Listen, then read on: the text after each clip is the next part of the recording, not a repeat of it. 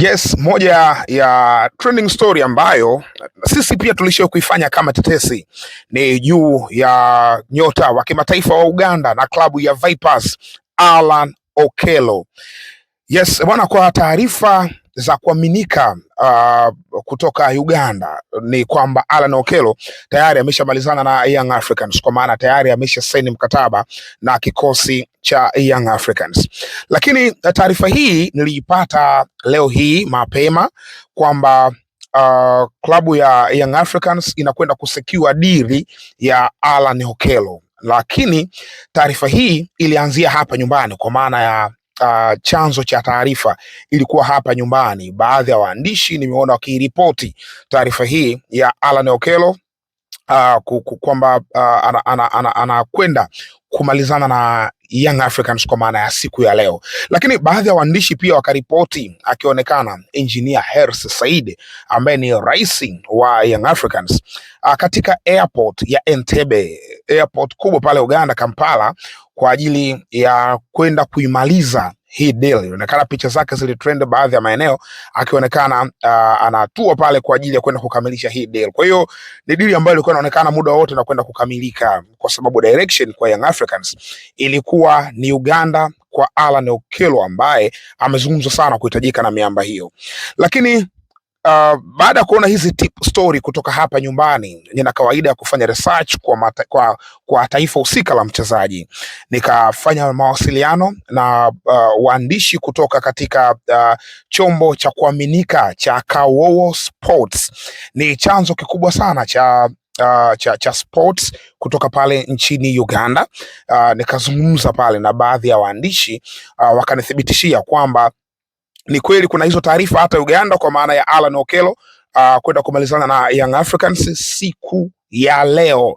Na kumuona Engineer Hersi Said yuko katika airport ya Entebbe, maana yake ilikuwa kwenda kuverify, inakwenda kupiga tiki kwamba hii deal inakwenda kumalizwa leo. Sasa hapa kuna vitu viwili, kuna kukamilisha deal kwa maana ya anakwenda kuzungumza, lakini ukiona mpaka kiongozi mkubwa wa klabu kwenye level ya mwisho kabisa kama Engineer Hersi Said anatua Uganda, maana yake ameichukulia hii issue serious, anatua mwenyewe kwenye wamiliki wa huyu mchezaji ili kwenda kumalizana nao.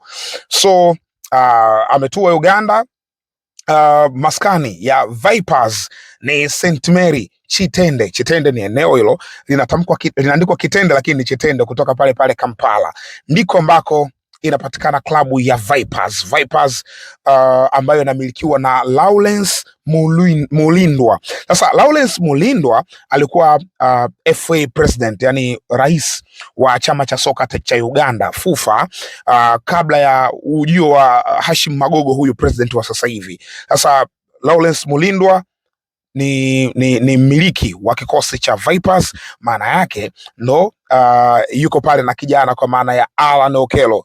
Na Okello muda mrefu alikuwa akiongea na Lawrence Mulindwa juu ya wapi sehemu sahihi ya yeye kwenda, na zilikuja ofa nyingi. Of course kuna ofa nyingi zilishawahi kwenda kwa Allan Okello, hususan baada ya kumalizika kwa finali za CHAN zikimhitaji aondoke, lakini mwenyewe amekuwa selective hatari, na ni issue ambayo hapa nilishawahi kuiripoti kwamba Allan Okello anahusishwa na timu nyingi, na timu nyingi zimepeleka ofa kwa Allan Okello, lakini mwenyewe Allan Okello, Lawrence Mulindwa ambaye ndo mmiliki wa hii timu ni kama baba yake, wamekuwa wakishauriana vitu vingi, sehemu gani sahihi ya kwenda kwa Allan, sehemu ipi sio sahihi.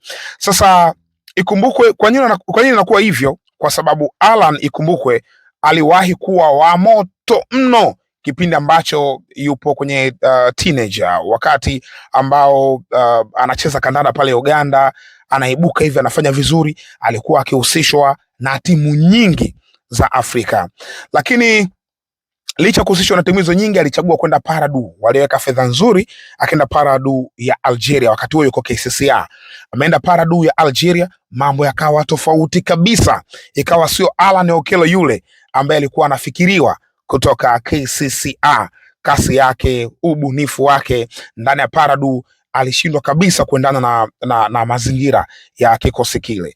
Kwa hiyo ililazimika Paradu baadaye wamrudishe nyumbani kwa mkopo kwanza, wakampeleka KCCA. Alipofika KCCA amecheza kandanda safi.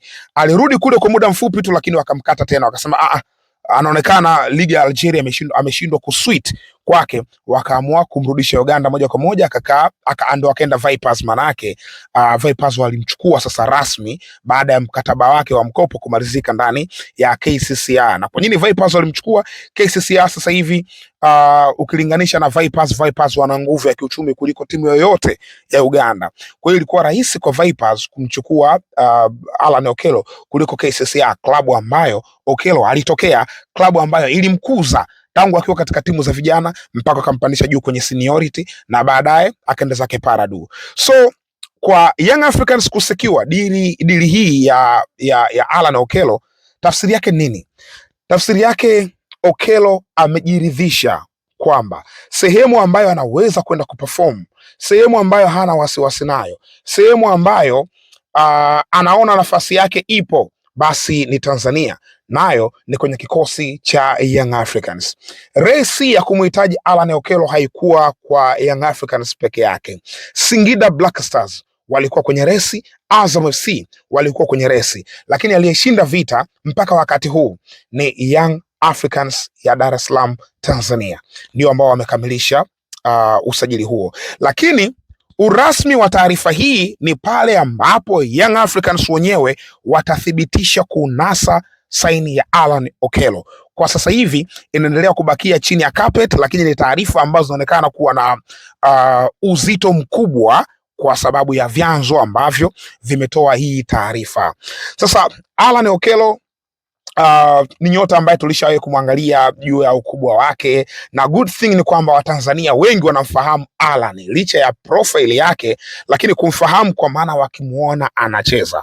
Watanzania walimuona vizuri katika fainali za CHAN, lakini pia wakaja kumuona katika fainali za AFCON. Kwa hiyo sio wageni juu ya Alan Okello.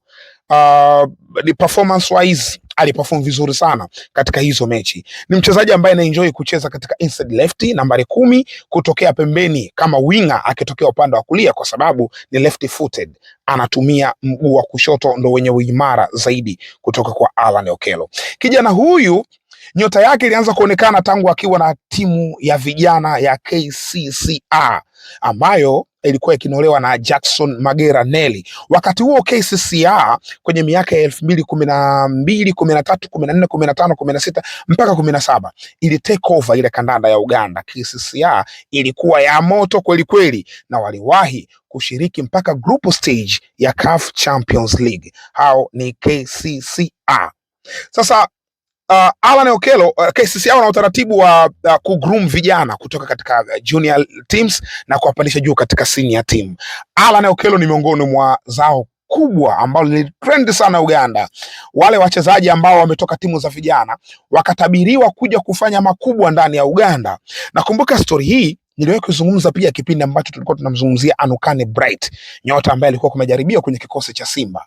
Tulizungumzia kuhusu most talented player kutoka Uganda ambaye kwenye miaka hii amezungumziwa sana. Unajua Uganda kuna generation imepita, generation hii akina Emmanuel Okwi, akina Andrew Mwesigwa, wamepita wachezaji wengi, akina Walosimbi Jaja, akina Ochaya, Hassan Waswa, Juko Murshidi na nyota wengine wengi. Hiyo ni generation ambayo tayari ilishamaliza. Mchezaji ambaye alikuwa mbishi kwenye hiyo generation alikuwa ni Dennis Onyango. Of course na mwenyewe Sofias anakwenda kumaliza kama sio ameshamaliza. Sasa Uganda baada ya hiyo generation kuondoka, hapa katikati wakapitia kipindi kigumu kweli kweli, wakashindwa hata kuqualify kwenye mataifa ya Afrika kwa maana ya AFCON. Lakini ndio sasa hivi baadaye chini ya rais wao wa chama cha soka chao kwa maana ya engineer Hashim Magogo, yeye ndo ali-introduce FUFA Junior League mwaka 2014-15. FUFA Junior League walivyoitambulisha ilikuwa ni ligi za vijana. Miongoni mwa wale wachezaji wa kwanza wale ku rise up kutoka kwenye hizi timu za vijana ilikuwa ni Alan Okello. Alan Okello aliimbwa sana Uganda kwamba generation ya kina Alan Okello, Travis Mutiava, hao Anukani Brighty, akina Rogers Mato, hao akina huwezi kuacha kumtaja nyota kama Gavin Kizito Moweri, huwezi kumtaja Najibu Iga, huwezi kumtaja Bobosi Biaruhanga. Ilikuwa inaonekana kwamba hii generation itakuja kuwa hatari kwa Uganda. Maanake sasa generation hiyo ndo sasa hivi tunapozungumzia, ndo generation ya Uganda sasa hivi, ambayo na yenyewe katika fainali za CHAN ilikuwa pale. Hiyo ndo generation ambayo chini ya umri wa miaka 20 walifanikiwa kucheza fainali ya Afrika AFCON. Kama nakumbuka vizuri ni mwaka 2021 walicheza fainali za mataifa ya Afrika chini ya umri wa miaka 20 2021, fainali ambazo zilipigwa Mauritania, na Uganda walicheza fainali na Ghana ambayo ilikuwa na huyu beki wa Young Africans sasa hivi anaitwa Frank Asinki Kwabena, ambao wamemtoa kwa mkopo kutoka Singida Black Stars. Ndo Ghana yao. Hawa walikuwa na More Biakwaso kwa maana ya Uganda, More Biakwaso ambaye pia alikuwa ndo head coach wa kikosi cha Uganda katika finali za CHAN, tunamkumbuka. Na Uganda na Ghana walikuwa chini ya Abdul Karim Zito. Yes, ndo alikuwa kocha wao. Wakapoteza Uganda mbele ya Ghana wakawa mabingwa wa zile finali. Sasa ile generation ndo hii hapa ambayo sasa hivi imetake over. Sasa hivi inaonekana kufanya vizuri katika baadhi ya maeneo, lakini bado hawajalilipa deni lile ambalo lilionyeshwa na generation ya kina Emmanuel Okwi. Bado wanadaiwa. Sasa Alan Okello ni miongoni mwa nyota ambao alikuwa anaaminiwa kabisa kwamba atakuja kufanya makubwa ndani ya kandanda ya Uganda. Yaani ni yule mchezaji ambaye alikuwa anampigia picha kwamba okay, tumetengeneza mchezaji ambaye baada ya miaka kadhaa tunatarajia kumuona barani Ulaya kwenye klabu kubwa, kwenye ligi kubwa, kwa sababu Uganda wamestruggle kupata wachezaji wa namna hiyo tangu wakati huo akina Philip Omondi, ikaja generation ya kina Majid Musisi, imekuja generation nyingine hapa katikati zimepita nyingi, lakini wamekosa yule top talent ya Uganda, kwamba huyu alicheza ligi kuu ya England kwa mfano, alicheza Manchester United, alicheza Fulham, alicheza Brighton, alicheza West Ham. Wanakosa kaliba hiyo ya mchezaji, tofauti na huku kwetu ambako tuliwahi kutoa Mbwana Samata ambaye alicheza kwenye daraja kubwa kabisa la EPL. So wenyewe waliamini Alan Okello ndio mchezaji ambaye atafikia hizo level kubwa za kandanda huko barani Ulaya. Isivyo bahati, Alan Okello alishindwa kudeliver nje tu ya Uganda, kwa maana ya Algeria. Mambo yakawa yamekwenda tofauti, akarudi nyumbani, performance wise ikawa bora. Alivyotoka, kabla ya kwenda Paradou wa Algeria, alishinda tuzo ya mchezaji bora chipukizi mwaka 2016. Hapo ndo FIFA Junior League ile imeisha. Alishinda tuzo ya MVP wa Airtel FUFA. Ilikuwa ni MVP na maanisha wa ligi ya Uganda, ilikuwa 2019 hapo 18 19, ni Alan Okello. Baadaye akawa ameondoka zake Uganda, amerudi tena. Baada ya kurudi sasa ndio huyu ambaye msimu uliopita amekuwa top scorer, mfungaji bora wa ligi kuu ya Uganda, Alan Okello akiwa na Vipers. Alan Okello pia ni nyota ambaye anatajwa kwamba kuna uwezekano mkubwa wa kushinda tuzo ya MVP wa ligi kuu ya Uganda msimu uliopita. Ingawaje tuzo bwana ya Uganda msimu uliopita kuna namna ambavyo imechezeshwa, watu wengi imetuumiza kichwa kuelewa kitu gani ambacho kimetokea. Tuzo zimefanyika za mwaka 2024 na ameshinda Dennis Omedi ndo MVP, nyota ambaye alikuwa anacheza Kitara ya pale Uganda, kwa sasa hivi anacheza APR ya Rwanda, ndiye ambaye alishinda tuzo ya mchezaji bora wa Uganda na si Alan Okello kwa wakati ule. Lakini tunasubiri tuzo za msimu huu kwa maana 2025 kama zitafanyika, 25 26, 24 25. Zile zilizofanyika ilikuwa ni mwaka 2024. 24 25 tunasubiri kama zitafanyika, lakini sidhani mpaka sasa hivi alipo kama Tanzania tu kwamba hazikufanyika hizo tuzo mpaka wakati huu. So kwa Young Africans wamepata Alan Okello, nafasi yake ndani ya Young Africans ipo. Yanga ukiangalia bwana, winga zao wanacheza na Max Nzengeli, wanacheza na Pacome Zouzoua kwenye eneo la wings, lakini ameingia Celeste Ekwa ambaye anaweza kuwepo Ekwa, akawepo Maxi, akawepo na Pacome Zouzoua kwenye nambari 10 hapo. Max anacheza hapo kwenye nambari 10. Ekwa anaweza kutokea pembeni na Pacome akatokea pembeni. Lakini kwa wakati huu tunapozungumza, ujio wa Alan Okello maana yake anakwenda kuchukua namba ya anakwenda kuchukua namba ya Celeste Ekwa, anakwenda kutokea upande wa kulia wa Young Africans kwa sababu anatumia guu la kushoto pia na ni threat kwenye kukaa tena kuingia ndani ya box. Ni hatari kweli kweli. Kwa hiyo ule upande ambao anakwenda kucheza ni upande wa Celeste Ekwa. Lakini ukiangalia Young Africans, Pacome anacheza winga moja, Max Nzengeli nambari 10 ni namba ambayo ameicheza tangu akiwa na Manyema, amecheza sana nambari 8, nambari 10 amecheza sana. Max Nzengeli namba ambazo anazifahamu vizuri sana kuzihudumia. So hakuna kinachoharibika manake ndani ya Young Africans. Alan Okello mbavu moja, Pacome Zouzoua mbavu moja, alafu katikati anacheza Maxim pia Nzengeli. Bwana, hiyo ni threat. Hilo ni eneo zito kweli kweli. Just imagine hapo mbele anatajwa Depu, anakwenda kusimama pale juu.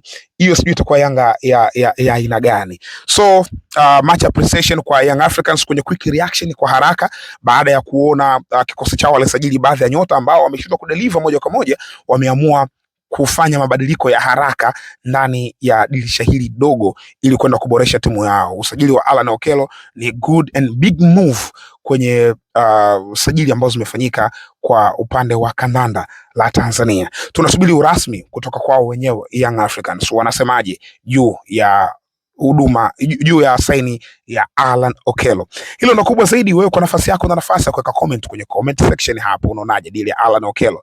Ni mchezaji ambaye anahitajika ndani ya Young Africans au bado unamwona hatoshi kwa sababu unamfahamu vizuri? Naamini Alan Okello. Hii ni Mzinga Sports, usisahau kusubscribe.